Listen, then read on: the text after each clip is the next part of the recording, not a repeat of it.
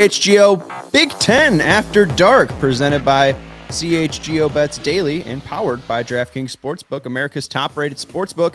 Download the app today and use promo code CHGO when you sign up. Welcome in to the first After Dark CHGO Bets edition. I'm Sean Anderson. You can follow me on Twitter at Sean_W_Anderson.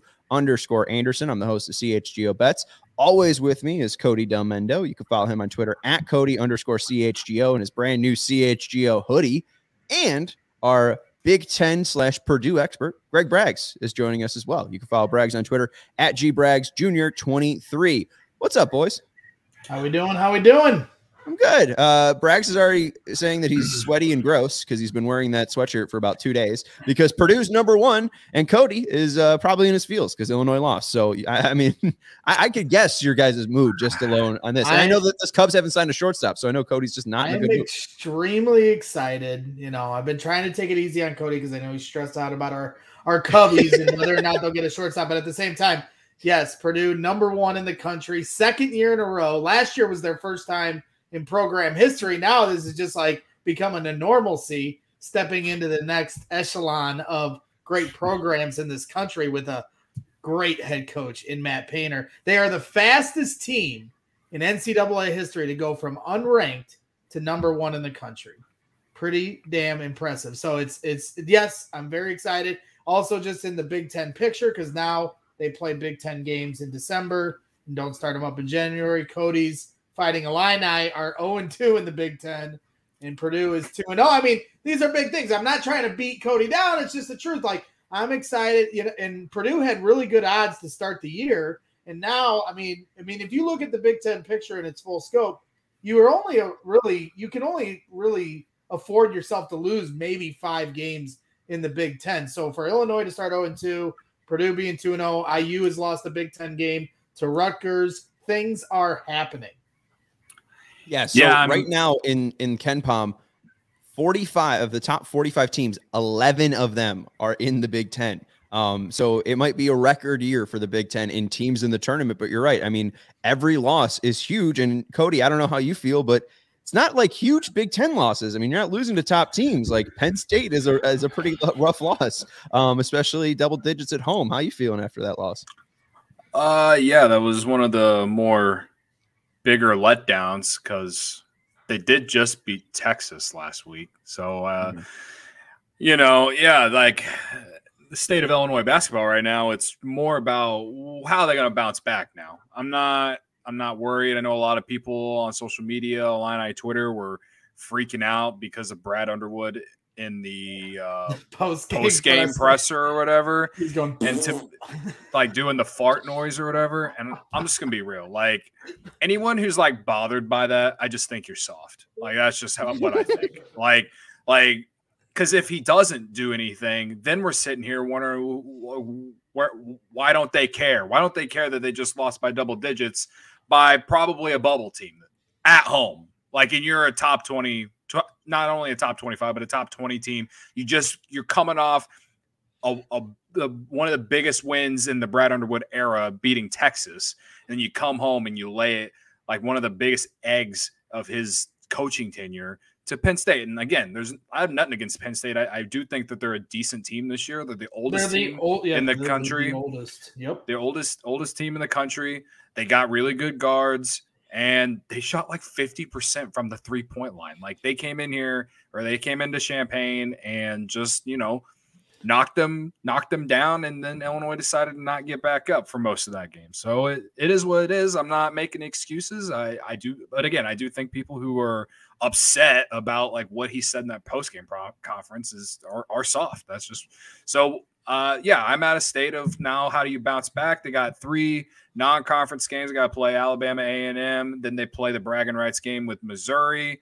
And then they play Bethune-Cookman, wherever the fuck that is. And then 2 more Big Ten games right at the beginning of the year against Northwestern and Wisconsin. And like what Bragg said, yeah, if you're going to win the Big Ten, you probably can't lose more than 5 games tops. So they got to win those games. 6 has happened before, but very few and far between. 5 is so I would say, yeah, they like they definitely should beat Northwestern. It'll be a tough one because it is a rivalry game. Like last year, Northwestern hung around with them. Of course, the roster is completely different this year, but Wisconsin is shown to be a very tough program too. I think that they're, like I said, very beginning of the season, that they're kind of a dark horse just because last year they were picked to finish like 10th or 11th, and what they do, they shared the Big Ten title with Illinois. So, and they just went to Iowa and won outright there over the weekend. Like, they're not going to be an easy team, but when you look at their roster talent wise, Illinois is far and away better than them. That's just the fact.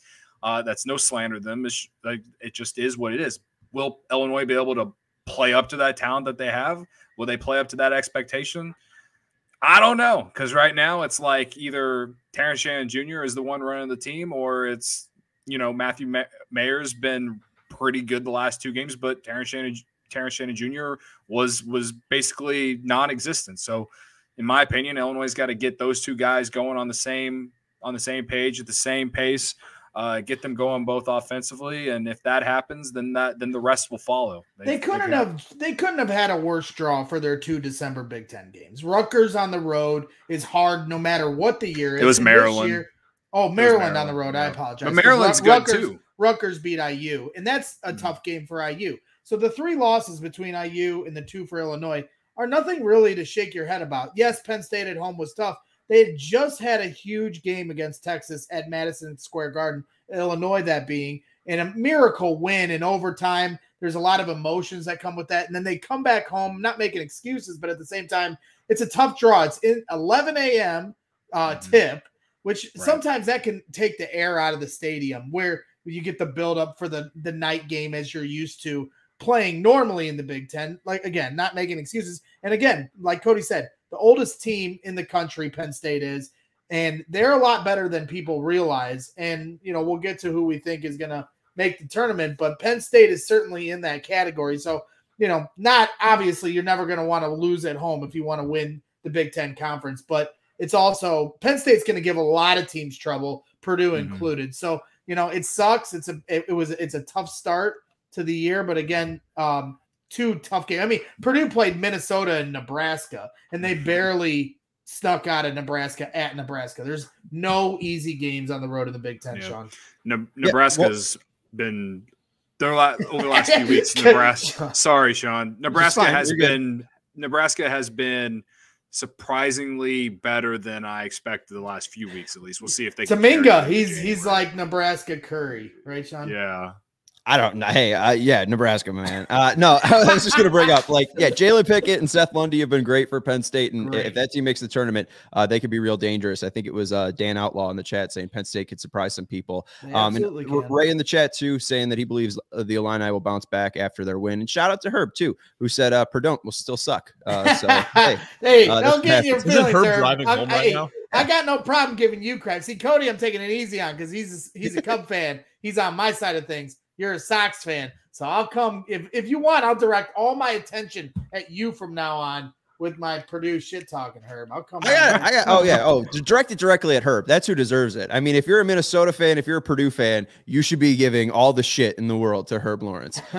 Make sure I got 10 people watching right now. Make sure you like the video as well. That would support the first inaugural episode of Big Ten Bets After Dark. Let's go to Purdue.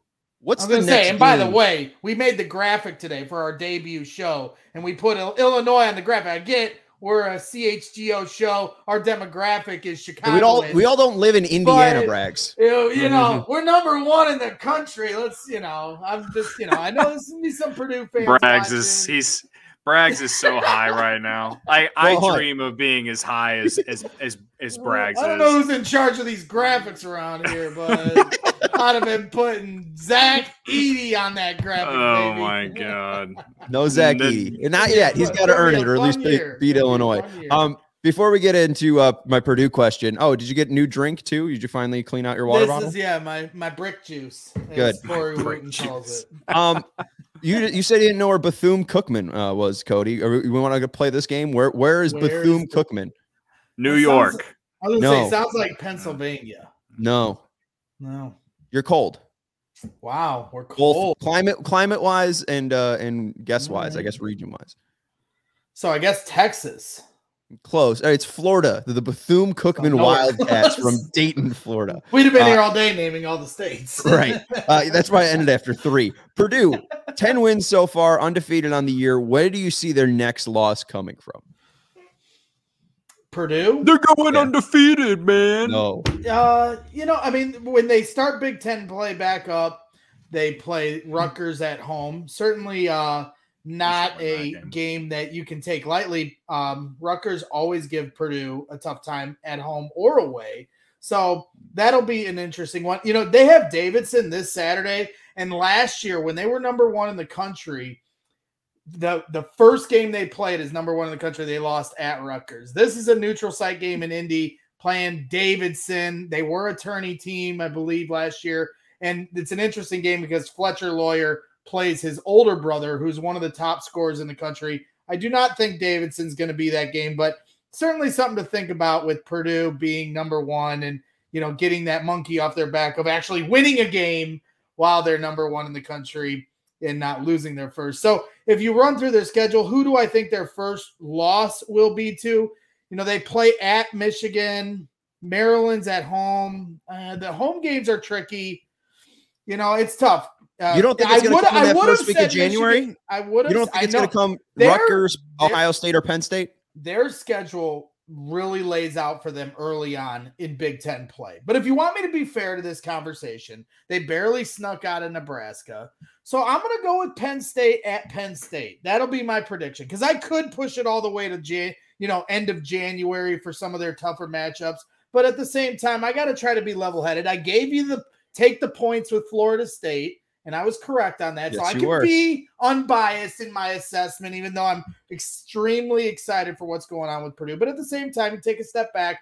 Purdue would not be number 1 in the country if not for a few calls and a few bounces of basketball at Nebraska the other day on Saturday. So if I'm taking that litmus test and then they go to Penn State, Micah Shrewsbury used to be an assistant coach under Matt Painter in Purdue. He certainly knows how to play Purdue well. Had trouble beating them last year. We have a young team going to Penn State. They have very physical guard play. Like you said, their guard, Seth Lundy, one of the tougher guards in the country. So I'm going to circle that game as the one to look out for Purdue. Okay? Right. You're bringing up Michigan, and that's on January 26th. So, yeah, Cody, was definitely drinking some Kool-Aid there. The schedule is certainly in their favor in January. Once they get past January, it gets very tough, and we'll have all year to talk about those games. But in my opinion, their schedule, because of the way Michigan State are playing currently, it certainly lays out in their favor. But they're a young team, and when you get into the Big Ten grind, that's when you start to really understand what these teams are all about, because that changes everything when you're playing 2 tough Big Ten games every week all the way until March. It's a lot of fun, but it's a hell of a grind for these players. And we've got a lot of freshmen we depend on. And I say we as a diehard Purdue fan. And Cody as a diehard Atlanta fan. What'd you say? I said he embraces it. It's fine. I always say the we, but some people hate. No, I don't. I say the we.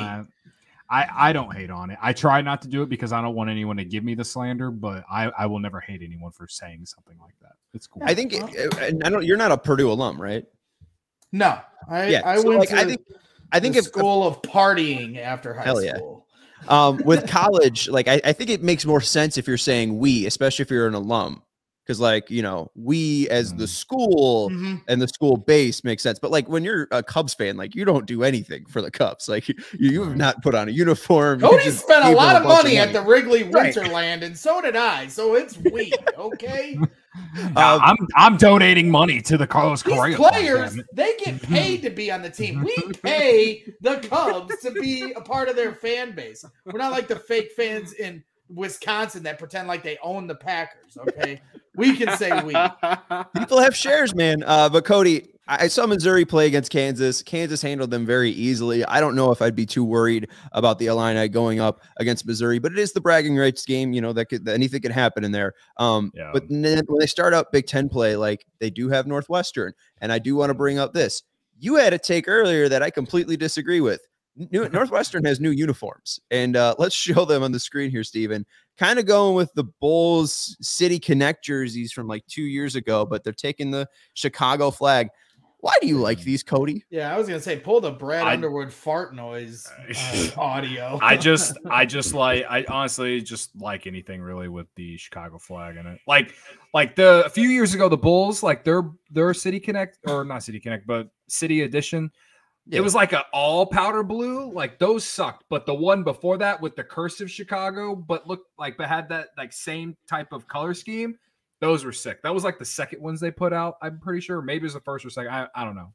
That's what it kind of reminded me of. I wish it didn't say NU if there was any criticism. The front is what's terrible about it. If you put it back up, the shorts are slick, and the backs of the jerseys are nice. They don't show the backs of the jerseys on here, I don't think. But the shorts are nice, but the front, the NU, it looks terrible. The rest of it I can buy, but the front, they didn't hit a home run there. I'm sorry. It's like when we're watching the World Cup and it's, England's wearing like highlighter green. Like it just doesn't make sense with these. You're a purple and white team. I understand you're from Evanston. It's not like you're not even like Chicago proper. Like I don't buy this. It looks awful. The front looks absolutely terrible. They already look like a budget Big Ten team anyway. DePaul in these jerseys. Are they really? Isn't that what it is? They're playing. That makes sense, but yeah, that's going to be an ugly because those are DePaul's colors, right? I mean, right. So that also doesn't make black and blue. But I think they are playing, or I thought I heard that. I don't know who they're playing, but yeah, that would make sense. That or Loyola. I don't know why they haven't played Loyola. I feel like them and Loyola should be playing every year because they're literally right down the street from. They have DePaul on the 20, or they DePaul on the 17th, and then they have UIC on the 20th. Right. So if they're wearing them against DePaul, it's even dumber because they're literally DePaul's colors. Yeah, right. I mean, like the only difference is the light blue compared to the dark blue. But outside of that, the reason why DePaul has those colors is because they're in Chicago. For some reason, I just like anything with that Chicago flag. Of course.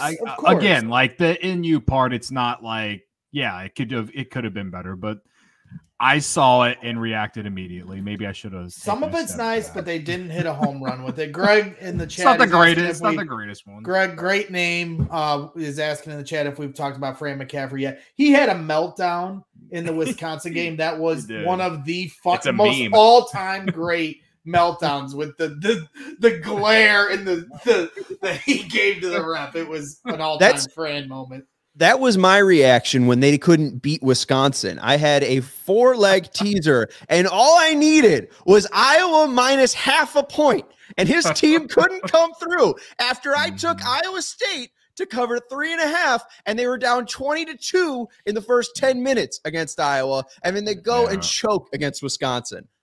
I'm good on Brian McCaffrey. I'm good on Iowa. They're on my do not bet list. Yeah, Iowa's reached that point for me too because they got embarrassed by Duke, then went home and somehow beat an Iowa State team that is good. That Iowa State team has beat some decent teams. And handled them well. And then to lose to Wisconsin, and like I said earlier, like Wisconsin is their coach is good, and like the way that they play play and like their defense, they lean on their defense, and that's how they stay in games. This Iowa team, if they don't play a lick of defense, then they're gonna lose games like that. The way they did, because that's what happened when they played Duke. They could not defend Duke at all. And Duke is more of a defensive team than they are an offensive team. But because Duke's defense stopped Iowa's offense pretty handedly, they blew them out. And so that's what me and Sean were thinking when they were going into the Iowa State game, right, Sean? Like Iowa State plays slow, all this and that. And then it's a blowout, and it doesn't make any sense. So, I ain't touching Iowa for a while, man. Like, all I know is that Fran McCaffrey, he might he takes the cake for just one of the more overrated coaches in the Big Ten, in my opinion. And that's coming. That's pure bias as an Illini fan. That's full on meatball. That one right at the beginning when he gave the eyes is the funniest. Me when Iowa half a point doesn't cash. And I love it because at this point in the game, like he just got a technical foul, and it was a 3-point game. and he's begging for a second tech, and his assistant coaches are like, "Come on, Fran, it's a 3-point game. It's a 3-point game. Please do not do this." And he's doing everything in his power to not get thrown out of this game. That was the funniest thing I've seen in a long time. I'll say, I have to add, I replied to that Jeff Goodman tweet by saying water is wet, because the caption is Fran McCaffrey is angry or something like that. It's like, he's always angry, dude. It's true. There's no time he's ever smiling on the bench. Well, and then always getting angry. It's honestly and then in content the Texas that I love game, watching. The Texas game, I texted Cody at one point. I thought between him and Brad Underwood, they have great sideline reactions. I thought Brad Underwood legitimately had a heart attack in the Texas game on the Madison Square Garden floor. So, he has the ability to get like this red. Like Brad Underwood's face can get this color of red. Like he turns into a tomato. But they face off, and that's always a good matchup too. So that's a good rivalry game, no doubt. Yeah.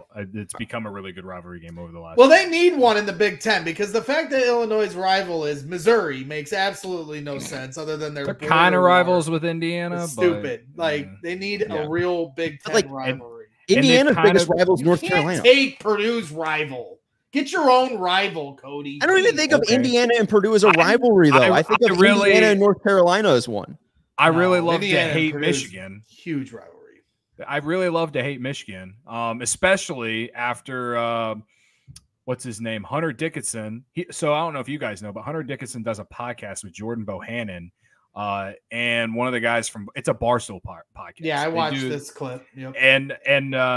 And what's his name? Hunter Dickinson just called out the entire Illini fan base related. I don't even remember what it said, but I just remember seeing it and just laughing, because like he because I know he definitely wants to rile the Illini fans up. He said he had no problem with Illinois as a team, but he said their fan base acts like they've done something in the last 20 years. Like they haven't done anything, but you wouldn't know it on Twitter and stuff with all the things they're saying. Even though Hunter Dickinson is 0-4 against Illinois in his career, but no big Talk deal. your shit, King.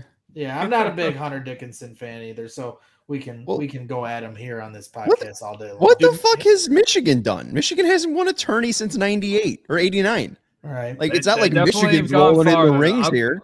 The last few years they've made me so angry, because on one hand in the tournament I want the Big Ten to do well, because I don't want people to say that we're a fraudulent conference, but on the other hand it's always Michigan that's doing well in the tournament. Like last year they shouldn't even made the tournament, and what do? They found themselves in like the Sweet 16 or Elite 8 last year, and it just annoys the living shit out of me, because in my opinion they were a huge disappointment last year. They were favored to win the Big Ten last year, and then they just were an absolute disappointment.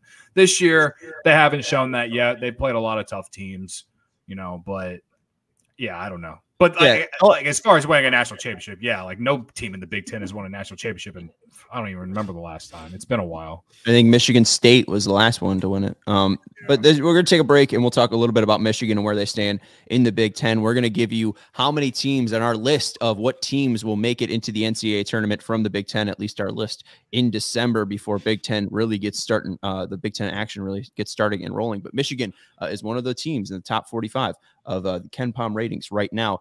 Hockey fans, light the lamp this winter. And I know you're like, why hockey fans? But we're doing a complete betting show right now. So obviously you're a basketball fan, but I got to tell you about some hockey bets. So hockey fans, light the lamp this winter with DraftKings Sportsbook, an official sports betting partner of the NHL. New customers can bet just $5 pregame money line on any NHL team to win their game and get $150 in free bets if you do. If that wasn't enough excitement, you could turn small bets into bigger bets with same game parlays, combine multiple bets like which team will win, how many goals will be scored, and more for your shot at an even bigger payout. So download the DraftKings Sportsbook app now and use promo code CHGO and bet $5 on any NHL team to win their game and get $150 in free bets if they do.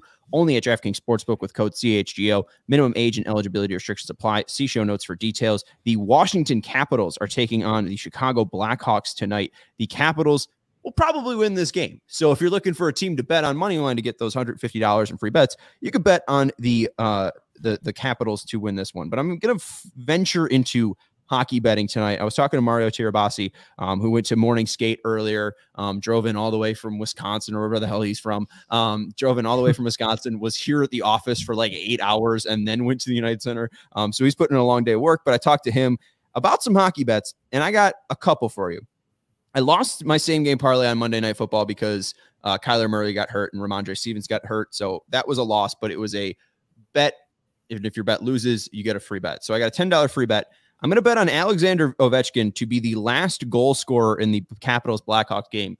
In the past 4 games, I believe is what Mario told me, he has scored an empty netter, which is always the last goal. So if he scores another empty netter, if the Hawks pull their goalie, it is very likely that Ovechkin will be scoring that goal for the Capitals because he's closing in on 800 career goals, and the easiest goals, they're going to try to get him for him. So him to score last at plus 750 to try to turn that free bet into something. I'm going to take that 10 to win 75. I also have the Capitals to win and Ovechkin to score a hat trick to get 800 tonight. That's at plus 1600. So if you're feeling real dangerous, you could try those bets out, but they're a little bit far stretched. I also like Dylan Strome over a half PowerPoint play tonight, and that's at plus 160. So if you're looking for an actual just straight bet, I do like that as well. But those are my hockey thoughts.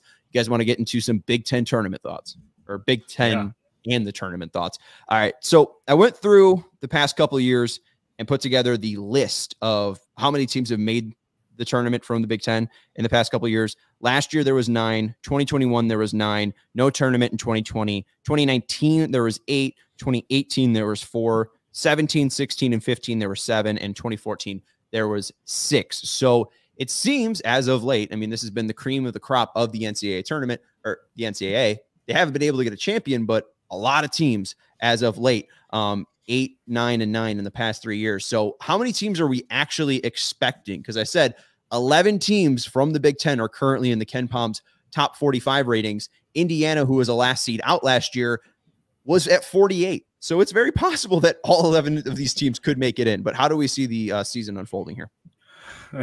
Well, I guess at this point, as we talk right now, I think that 9 could get in, or 9 or more could get in again, which is crazy considering all the projections from all the, college basketball journalists out there said that, or believed that the Big Ten was going to be down this year.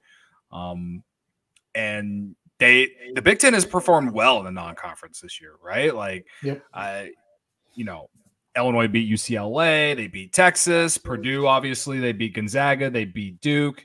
Indiana's, outside of their loss to Arizona and Rutgers, they've played well. Michigan is the one team that I'm like, maybe they'd have to play very well in conference, but like they've had some non-conference games that they should have won and they lost. So maybe they're not in. Michigan State had some big early non-conference wins, but they've kind of struggled of late. However, they did just beat Penn State, a team that Illinois lost to. So what do I know? But they did, they competed with Kentucky. They beat Gonzaga. They lost to Gonzaga, beat Kentucky. Iowa, they've and Wisconsin Wisconsin only lost by 1 to Kansas.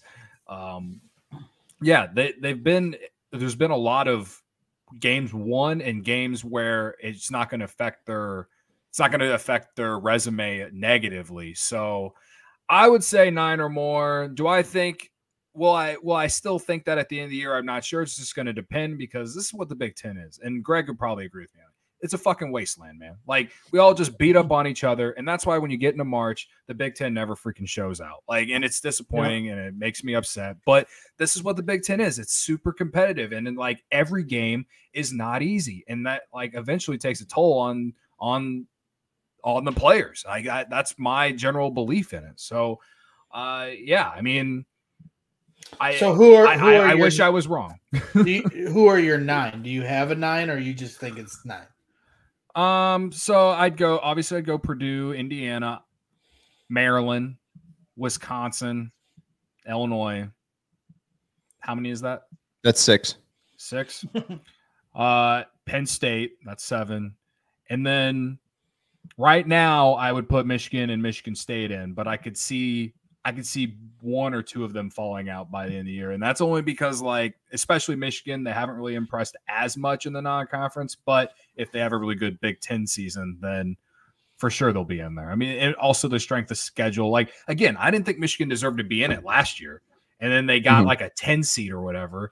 And they made the furthest run. Right. And then they made the furthest run of the conference. And like, so to me, it comes down to what the committee, how they rank the Big Ten. Like the last 2 years, the committee or whoever is deciding what teams are getting in, they are putting the Big Ten above the ACC, above the Pac-12, like the number one conference in college basketball. So right now, like I think that the conference has played well enough to where they're at least the top two. Maybe the SEC might be just ahead of them, but that's what it's going to come down to. So I think 9 or more right now, but I could see it changing. If they get or more, they're going to be the only team with double-digit teams in the tournament. I believe that. Yeah, but with Cody's 9, he's dropping Ohio State, who's currently 19th in KenPom, Iowa, who's 24th, Rutgers, who's 32nd, and Wisconsin, who's 35th. You didn't name Michigan State, right? No. Well, I did, but I didn't. Like it. I'm just sorry. Were they a part of your 9 or no? Yes. It was. It was Michigan State is in there too. That's all. So Wisconsin Iowa State, Ohio State at 19, and then I think Wisconsin. Rutgers. You dropped to 32. Yeah, it's tough. Like, of course, I want those teams to get in there, but I don't know. Like I just don't know what the committee feels about the Big Ten, especially after coming into the season with most people looking down on the conference, thinking that it's going to be a down year. So, well, it depends on the other conferences too and what their resumes look like. So, and the SEC is tough, man. Like I think like this happened in the tournament last year. Like coming into the tournament, it was the Big Ten, and the SEC as like the two top conferences, and both really disappointed. Because it's just they're both very, very competitive. And like every game, there's no cakewalks. It's not like Gonzaga getting to play 20 games against the West Coast Conference. I know how you feel about that, Greg. And it's not like the Pac-12 where Arizona has to play, a few tough teams like, I don't know, USC and Oregon and, UCLA. But like from top to bottom, and both the Big Ten and the SEC, I think is very at least very competitive. I mean, even Minnesota, like they're probably the worst team in conference, but you can't just expect to go into Minnesota and win automatically. You got they do make it a game. So, Greg, what's your list? How many teams you got? And Steven, feel free to flash the Big Ten odds right now as we look in the Illinois DraftKings market here. Yeah, I mean, for me, I do got to shout out my guy Brian Tonsoni. He does a lot of work with Delphi bracketology. He's my cheat sheet. They do work where they predict who's going to make the tournament. He gave me his list, and as of right now, he only has 8 teams that are in: Michigan State, Rutgers, Michigan on the outside looking in. So I found that interesting. But then he also had Purdue as a number 1 overall seed. I know, no surprise as of where they stand right now. But as far as my personal list, I'm going to go Purdue, Indiana, Illinois. No, they're not on the bubble, Cody, but they might be. They keep screwing around. I'm kidding. Maryland, Ohio State. So that's 5. Iowa, Wisconsin, Penn State. And then between some of these bubble teams that I'm looking at, I'm leaving Michigan State and Michigan off. They are not going to get in. And my 9th team will be the Rutgers. I've been big on the Rutgers all year.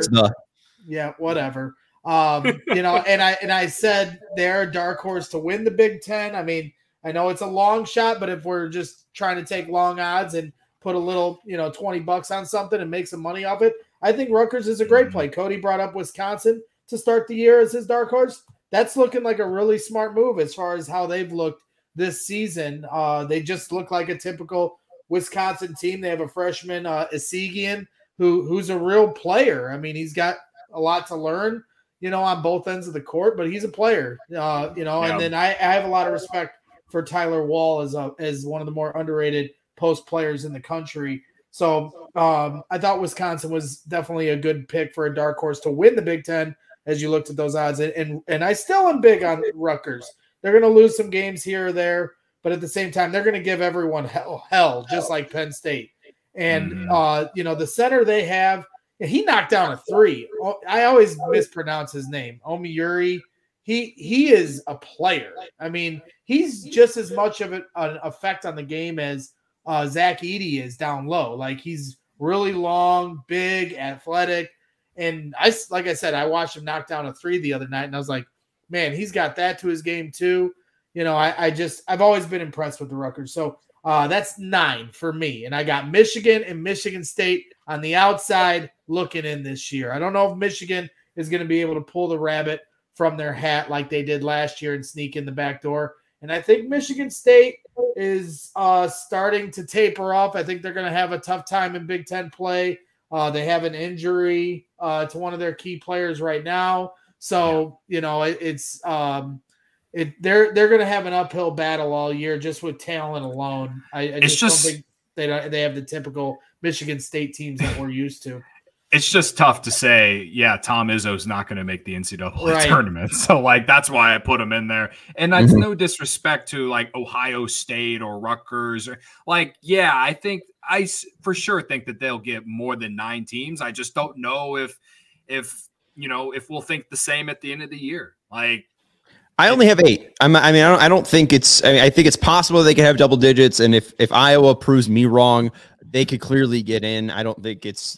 I think it's kind of bold of me to say Iowa won't get in. But I have Purdue, Indiana, Maryland, Ohio State, Fighting Illini, Rutgers or the Rutgers, Penn State, and Wisconsin, knocking out Iowa, Michigan State, and Michigan. I think Michigan has the possibility because they have Hunter Dickinson. I think he could be the player of the year still if he has a fantastic Big Ten run. But if he doesn't and they just aren't able to stay healthy or no one else is able to step up, I do see them being able to fall off the table. I don't love Michigan State. I don't think they have enough athletes to truly win the Big Ten or be that competitive. So, and with Iowa, I don't think they'll be able to play enough good enough defense. So I just think those teams will fall off. But like we said, Penn State, it seems like they have enough veteran leadership to win enough games. If any team takes it off against Penn State, they'll be able to beat them.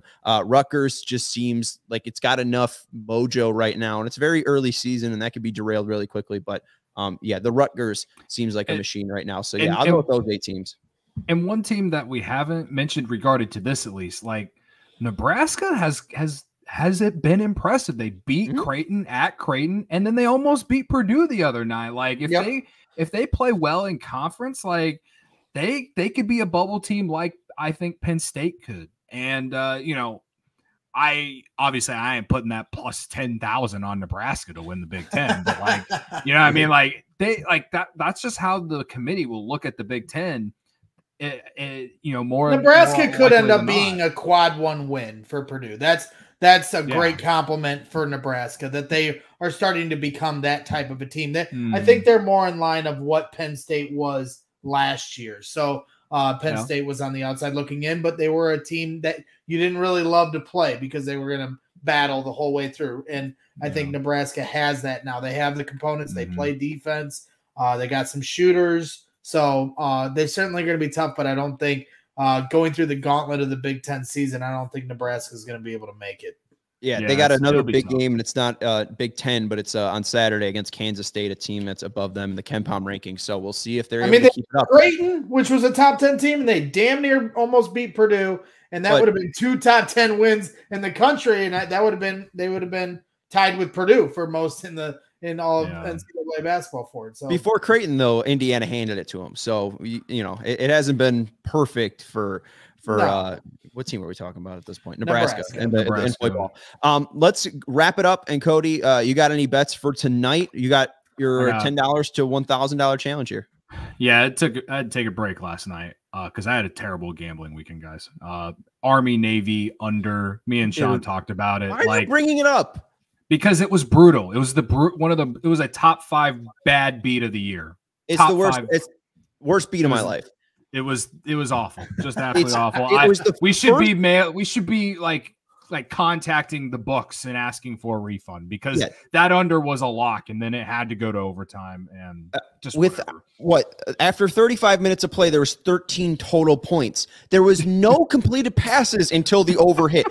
When the over hit, it was because they completed a pass. They had 2 plays in overtime that went to 14 points. Like they struggled to score 14 for the entirety of the game. And then they're like, oh, we're at the 25-yard line. Boom, 25-yard play. Boom, 25-yard play. Fuck you, underbetters. Like, that was the biggest slap in the face in the world. Yeah, definitely.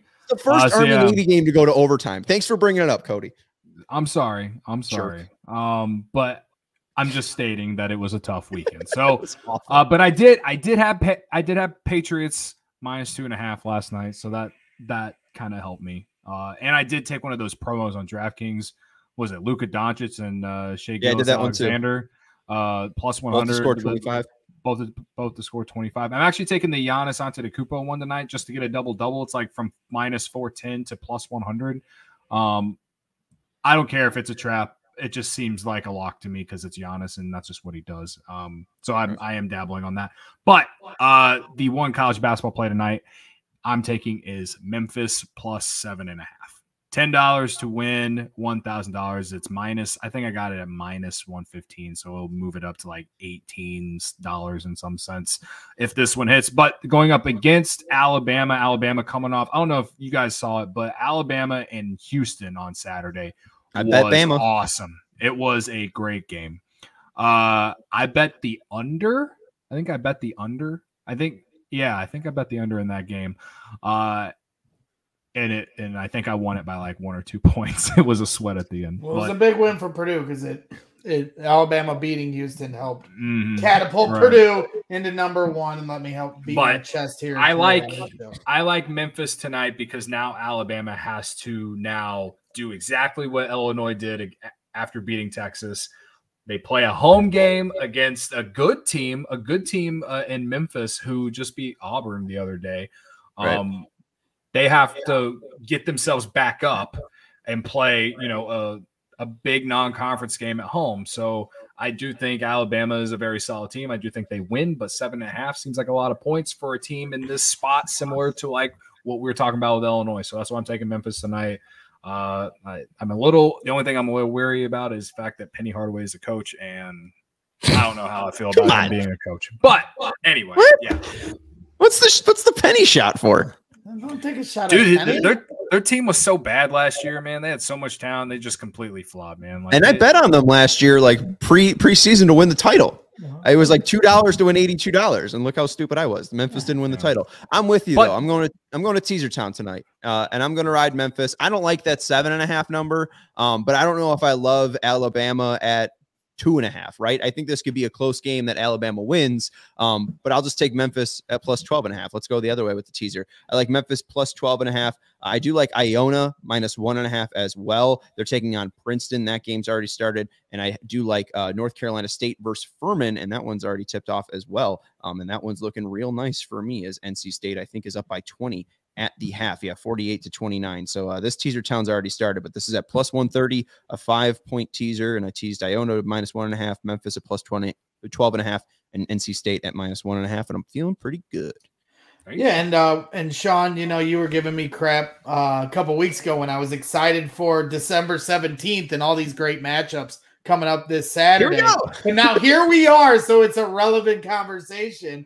And as I said, Purdue plays Davidson in the late afternoon down in Indianapolis, a neutral site for both teams. Obviously, Purdue fans are going to be packing that house, at Conseco Fieldhouse where the Pacers play. But depending on what the line is, I would consider taking the points again with Davidson, similar to what I said with the Florida State game, depending on what that line is, because I'm sure it's going to be a big number. Davidson is not a pushover. Fletcher Lawyer's brother can pour in the points just as much as Fletcher can. Can't rebound, though. Okay, they cannot rebound in Zach Edey. That's why I would never take them to beat Purdue. But they're 6-1, and as I said, this pressure of being #1 and how it changes the dynamic of how teams play you become their Super Bowl. The tension of every game changes. It's a good thing. All programs should strive to want to be #1 because, it's a great thing for your program, but also you want everyone's best punch because it helps you prepare for March. But I would consider taking the points. Consider it. Just like that Florida State game, they have a whole week off. It's finals week. These kids still have to study, believe it or not. They don't just get free A's, straight A's. They don't just have given out. They're doing homework right now. So it's a stressful week for these student athletes. Then they go next Saturday to an extremely hyped game. The first time Purdue basketball will ever play in the state of Indiana as a #1 seed. That's a lot of pressure, a lot of hype, a lot of build up to a game against Davidson, who's playing nothing to lose. I'd consider the points with Davidson. Indiana plays Kansas at 11 in the morning. I would take Indiana to win that game. Indiana did not look that bad against Arizona. In fact, they looked better than I thought they would against Arizona. Kansas, I do not think is as good as they were last year. So I would take Indiana in that game for people considering. Alabama plays Gonzaga that day. Like I said, a loaded schedule. I'm hammering Alabama. Gonzaga sucks this year. I don't want to hear otherwise. Kentucky, UCLA, you can take it or leave it. I don't really know much about that game. I haven't watched either of those teams very much this year. Arizona plays Tennessee. Arizona is one of the most impressive teams in the country. I think a national title contender. So I'd be hammering Arizona in that game. Tennessee certainly is no pushover, but I got Arizona win that game. And then the big one, Virginia versus Houston. Houston, a much more talented team. I'm going Houston all day in that matchup. And then there's also Ohio State and North Carolina. Like I said, a loaded lineup for Saturday. A great day for college basketball. And then there's even some NFL games that night. So it's going to be a great day for sports. I like Ohio State in that game against UNC. We'll cover it on Thursday. Tomorrow we got, I think, our big I bowl. won't be there. Well, you can send us in picks. It's at 3 p.m. If you're around, join the show. No, you guys always make the money for everyone in here. I'm just giving you some insight, but I wanted to dip my toes in the what you should bet water. Yes. I helped you out before with my unbiased takes. So we'll see how long that can last this season. I'll take some of your picks. I'm just saying, if you want to come back with more picks, I don't know. Early on, it was like fade brags, but now I'm starting to get my footing with you guys and learn. You won money with that Florida State bet, so you're good with me. You're good in my eyes. I could trust you on building up Purdue your trust. That's what I'm trying to do here. Tomorrow, I think we're going to have our big bowl preview, bowl game preview. We might go through every single bowl game tomorrow at 3 p.m. on CHGO Bets. And then on Thursday, like Bragg said, there's NFL games on Saturday that we'll be able to cover. We got the Sunday NFL games as well. We also got a huge college basketball slate on Saturday. So make sure you guys are joining CHGO Bets Daily on Wednesday at 3 p.m. and Thursday at 3 p.m. with Cody and I. Hopefully, Braggs will send in some picks too. If he's feeling brave enough, you can follow Braggs on Twitter at GBraggsJr23. You can follow Cody on Twitter at Cody_CHGO. And you can follow me on Twitter at Sean_W_Anderson. I guess congrats, Braggs and Cody. Hopefully they sign somebody soon. Congrats to you, Sean, for agreeing to do a show with me and Cody, because this is a dangerous game you're playing. I know we were supposed to maybe keep this today's show to 30 minutes, and when I saw that posted, I was laughing to myself because me and Cody, I think, can hit 30 minutes with our opening statements alone. So yes. That is absolutely true. But I'm gonna have fun. This is gonna be a fun season. I'm looking forward to it. 30's the floor. Everything else is the roof. We'll figure out the roof. It's gonna be a fun year. A lot of people in the chat. It's appreciated. Yes, for sure. We've held steady at 10. We have over 12 likes. So if you are still in the chat hanging out, we appreciate you very much. I saw Jack R popped in late. Hit that like button and share it along to your friends. And we're climbing up to 23,000 subscribers. We're at 22 and a half, I think. So we got 500 subscribers to get to the Michael Jordan number. Yeah. And if you become a diehard, you can join the Discord. We just started a Big Ten channel in the Discord. So if you're not a diehard, you can become a diehard now. You mentioned Michael Jordan, who's above my shoulder here. They gave him the MVP award. Finally. Shout out to our guy, MJ. I know he's watching, so I figured. Yeah, he is watching. No, that's true. He's not my guy. I'm not a Bulls fan, but yeah, he's definitely watching. We know that Michael Jordan's watching the Bets show. I'm not an NBA fan, if that helps, Braggs. I don't have an NBA team, so it's not like I'm not like a Nuggets fan here. Everything you just said doesn't help. Just be a Michael Jordan fan, please, for the love of God.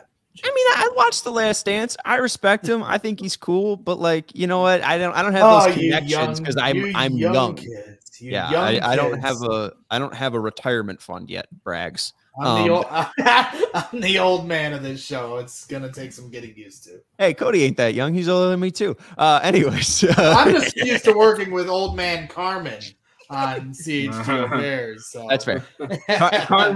Carm is definitely the oldest, so we can go with that. All right, Cody, don't worry. Carm's older than you. That's going to do it for CHGO Bets Daily, our first inaugural After Dark one. Sorry for the shot there, Cody. You're still young. You're still, I mean, you got the camo hoodie on. You're looking young. Anyways, follow them on Twitter, gbrags jr 23 at Cody_CHGO. I'm Sean at Sean_W_Anderson. We'll talk to you tomorrow at 3 p.m. for Bowl Bets and when we're millionaires.